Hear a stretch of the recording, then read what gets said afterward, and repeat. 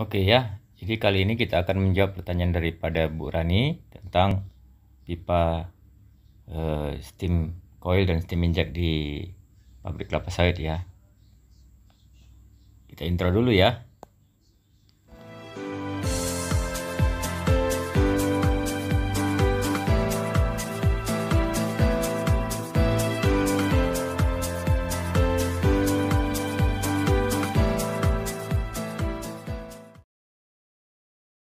Baik ya, secara umum ya, pemanasan di tangki-tangki dalam pabrik kelapa sawit itu menggunakan pipa steam ya, yang kita sebut sebagai steam heater ya, steam heater ya. Steam heater ini umumnya di pabrik kelapa sawit dibagi dua lagi ya, disebutlah dia steam coil, pemanasan menggunakan pipa steam berbentuk coil, kemudian pemanasan menggunakan pipa steam dengan live steam atau inject steam. Nanti saya jelaskan. Ini disebut juga dengan live steam. Keduanya ini tentunya memiliki keuntungan masing-masing ya, dimana kita tentunya membutuhkan temperatur yang cukup untuk memisahkan antara CPO terhadap crude oil ya. Baik, untuk steam coil dapat saya gambarkan sebagai berikut ya. Steam coil itu tentunya bentuknya seperti coil. Ada juga yang berbentuk seperti spring pegas. Ya, tergantung ya. Ada juga yang membuat seperti obat nyamuk bakar zaman dulu ya, begini. Ya, ini disebut sebagai steam coil karena bentuknya seperti coil. Sedangkan steam inject atau live steam tentunya pipa steam yang dibolongin saja ya. Jadi di dalamnya ini mengalir steam, kemudian pipanya dibolong-bolongi sehingga terjadi aliran daripada steam keluar dari pipa. Tentunya kalau di dalam tangki bisa bentuknya seperti ini dan dia nggak ada ujungnya ya. Ini dibolong-bolongi keluar steam. Bisa juga bentuknya sebagai berikut ya, semua dibolong-bolongi lah ya. Bisa juga bentuknya lingkaran kalau dilihat dari atas, nah seperti ini, dan dia dibolong-bolongi. Tergantung dimensi tangki ataupun bentuk yang kita harapkan. Sampai sini paham lah ya perbedaan antara steam coil dan steam inject ya. Oke. Pak, bagaimana keuntungannya antara menggunakan steam inject dan steam coil? Tidak bisa sih kita buat dia apple to apple ya perbedaannya, tetapi steam inject tentunya karena dia live steam ya, dia bersentuhan ya, dia bersentuhan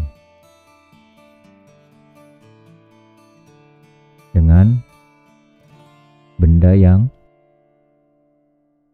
dipanaskan karena pipanya mengirimkan massa ya. Jadi dia mengirimkan massa ke cairan sehingga dia bersentuhan dengan yang dipanaskan. Sedangkan steam coil adalah kebalikannya. Jadi yang ditransfer tidak hanya panas kalau untuk steam inject ya, tapi kalau untuk coil yang ditransfer hanya panasnya saja ya, hanya panas yang ditransfer. Dengan kata lain, steam inject itu bendanya bersentuhan dengan yang dipanaskan, sementara steam coil hanya panas saja yang diteruskan.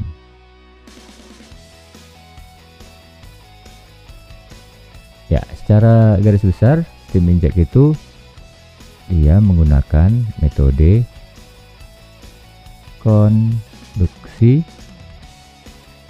plus konveksi. Ya, paham lah ya apa itu konduksi konveksi, sedangkan steam coil itu hanya menggunakan konduksi. Ya. Dari sini bisa kita lihat bahwa steam inject ini harus memiliki lubang-lubang supaya masanya bisa masuk ke dalam cairan untuk dipanaskan ya.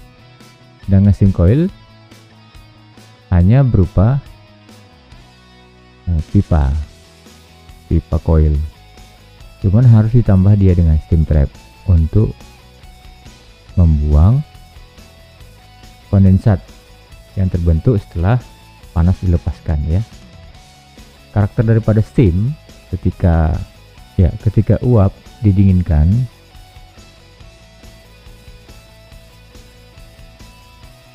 akan menghasilkan yang disebut sebagai kondensat. Nah, itulah makanya kita memerlukan steam trap untuk mengambil kondensatnya. Oke, jadi sampai sini paham ya apa itu steam inject dan metode penyebaran panasnya ya, konduksi, konveksi, dan konduksi yang saya ketahui ya. Oke, selanjutnya Pak, bagaimana cara menghitung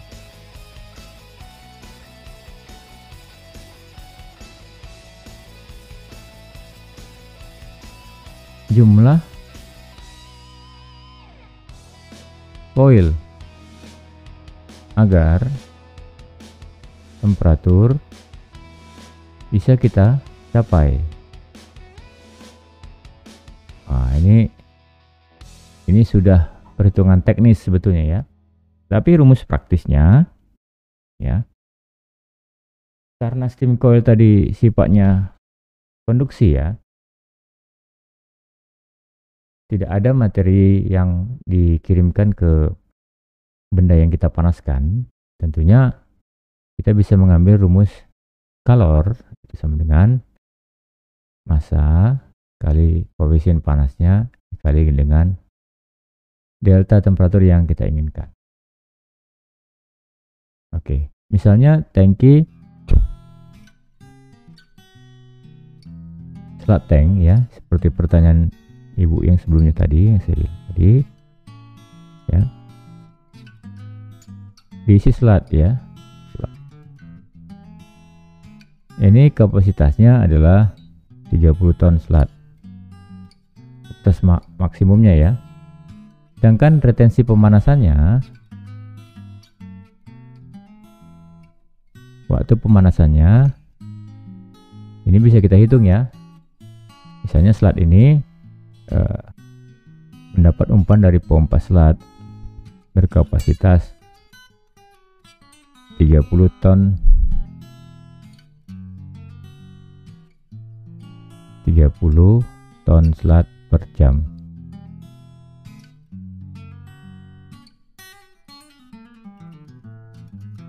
Oke, dia masuk ke sini. Ya, artinya slot tersebut harus segera keluar setelah apa? Bagaimana cara menghitungnya? Tentunya kapasitas tangki dibagi dengan umpan. Ya, sehingga 30 ton dibagi dengan 30 ton per jam. Ya, sehingga dia harus selesai dalam waktu 1 jam. Ini untuk retensi ya. Nah, setelah kita tahu retensi ini ya, maka temperatur awal dari slot tank itu ketika keluar CST kan tentunya sudah 90 sampai 95 ya derajat Celcius. Anggaplah dia turun sekitar 85 lah misalnya, 80 derajat ya, dia harus masuk ke yang kita sebut sebagai separator, tentunya menggunakan temperatur ini lagi ya, sehingga delta T adalah 95 yang kita harapkan kurang 85 menjadi 10 derajat Celcius. Jadi delta T kita harus mendapatkan ini dalam waktu 1 jam naik 10 derajat Celcius. Ini paham ya? Kebutuhan steam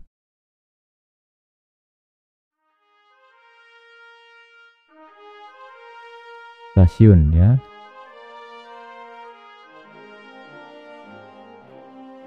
(500 sampai 550 kilogram steam per pengolahan 1 ton TBS ya. Pabrik menggunakan kapasitas 60 ton per jam ya, sehingga kebutuhan steamnya adalah 60 dikali 550 ya.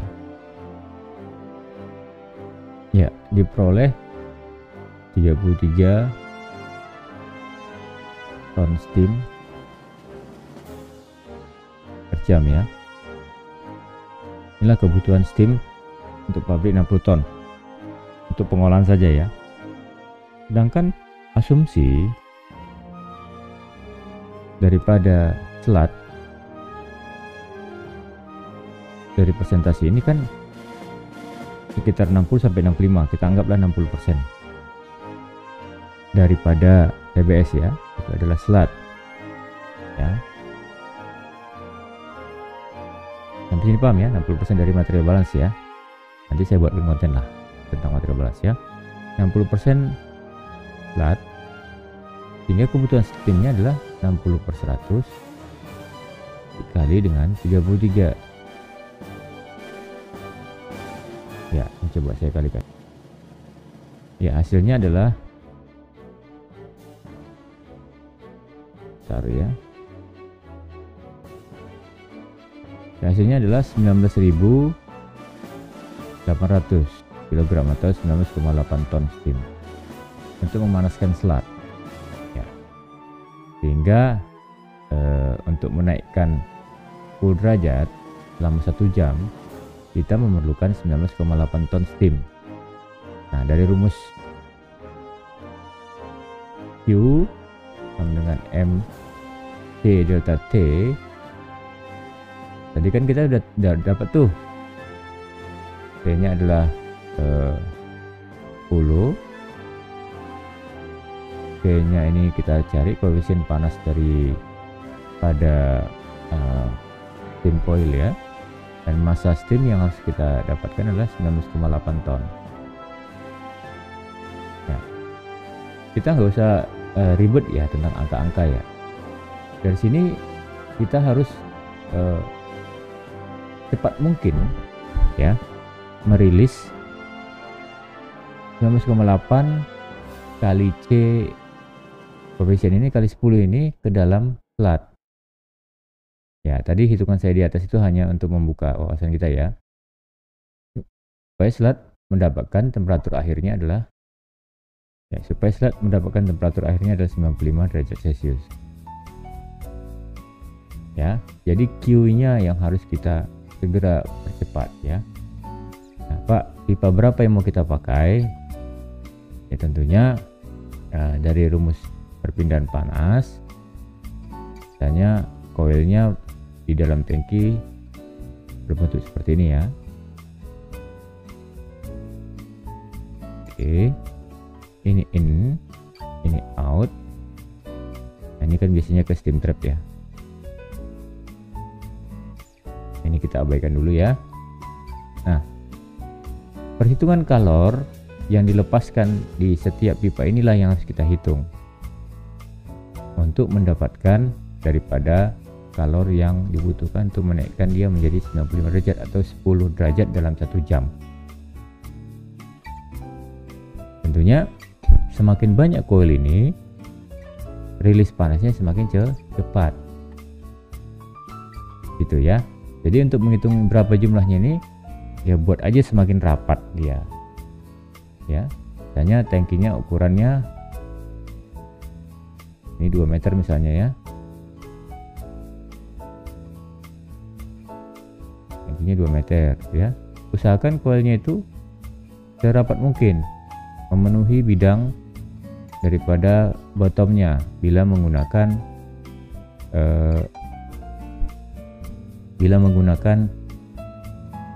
steam coil berbentuk seperti ini, atau bila menggunakan steam coil yang berbentuk spiral ya, misalnya slot tank ya, spiral dimana masuk dari atas ya, kemudian berputar begini di dalam tangki ya. Ini juga kita harus bila perlu semakin rapat, ini kan menuju steam trap ya.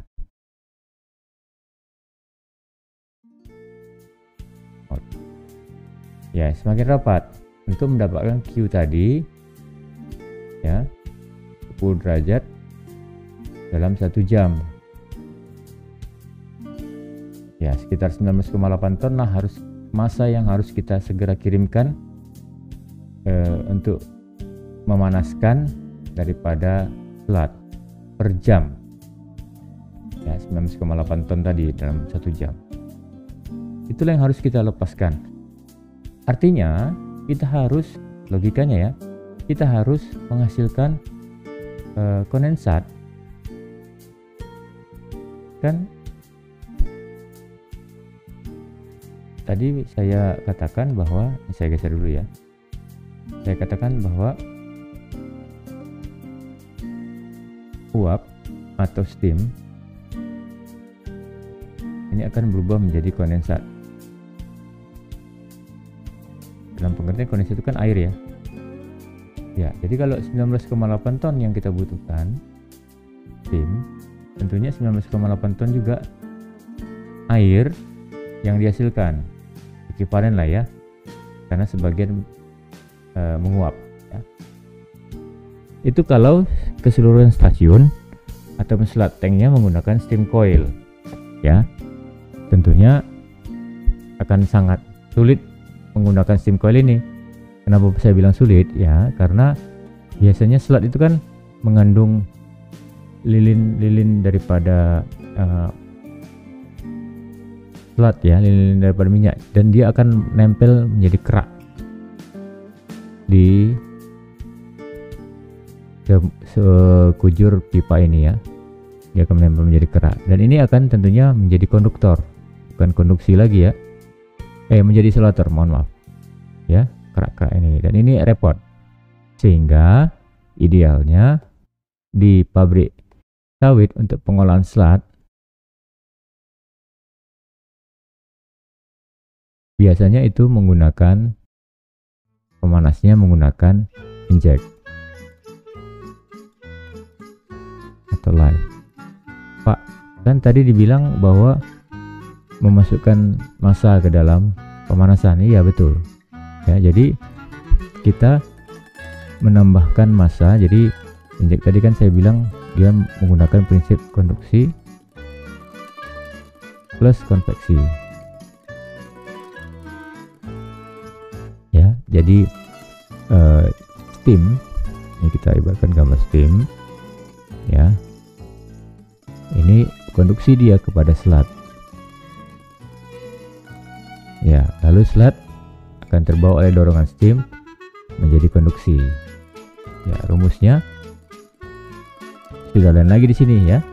Nah ini coba saya geser dulu ya, biasanya papan tulisnya. Oke.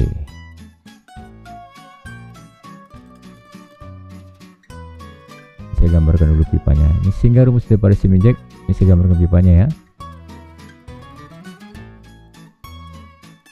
Karena dia menggunakan prinsip daripada konveksi ataupun ada massa yang mengalir, kita menggunakan rumus gas ideal ya. Tidak hanya rumus Q sama dengan MC delta T ya, atau PV sama dengan nRT. Ya, jadi ada aliran steam di dalam sini ya, dan dia keluar daripada lubang-lubang live steam, lubang-lubang injeksi ya, untuk memanaskan slot ya, untuk berkonveksi dia. Nah, dari sini bisa kita lihat bahwa tekanan itu berbanding terbalik terhadap volumenya. Tekanan berbanding lurus terhadap temperaturnya. Ya, atau pertanyaannya, Pak, berapa sih jumlah lubang yang dibutuhkan untuk segera melepaskan panas ke slot? Ya. Bila kita merujuk kepada rumus gas ideal, ya, steam kan bisa kita anggaplah sebagai gas ideal lah ya, saturated ya, atau superheat ya. Ini misalnya menggunakan pipa 2 inci misalnya ya, sebagai pipa inletnya.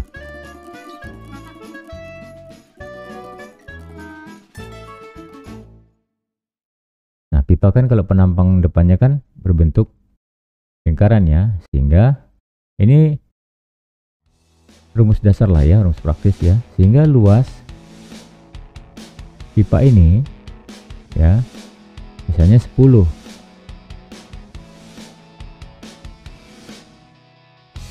Kemudian pipa ini bila kita panjangkan kan begini kan ya, ada berapa lubang yang harus kita selesaikan, kita buat supaya panasnya terkirim.